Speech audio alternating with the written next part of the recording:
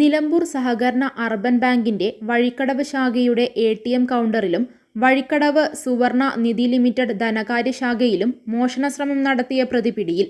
തിരുവാലി പത്തിരിയാൽ പൂന്തോട്ടം നന്ദനം വീട്ടിൽ അമലിനെയാണ് Vazhikkadavu police inspector Manoj പറയറ്റ arrest ചെയ്തത്.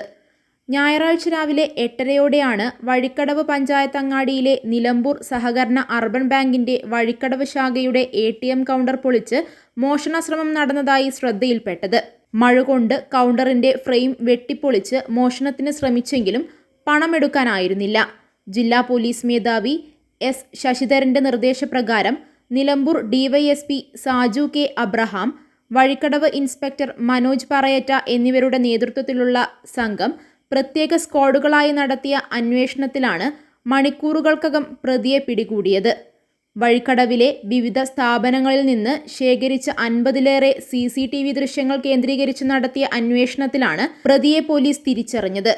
പ്രതി മലപ്പുറം ഊട്ടി KSRTC ബസ്സിൽ തമിഴ്നാട്ടിലേക്ക് കടന്നതായി സൂചന ലഭിച്ചതിനെ തുടർന്ന് പ്രത്യേക അന്വേഷണ സംഘം തമിഴ്നാട്ടിലെത്തി ഗൂഡല്ലൂർ പോലീസിന്റെ സഹായത്തോടെ ഗൂഡല്ലൂർ ടൗണിലെ CCTV ദൃശ്യങ്ങളും ലോഡ്ജുകളും കേന്ദ്രീകരിച്ച് നടത്തിയ അന്വേഷണത്തിലാണ് പ്രതിയെ പിടികൂടാനായത്.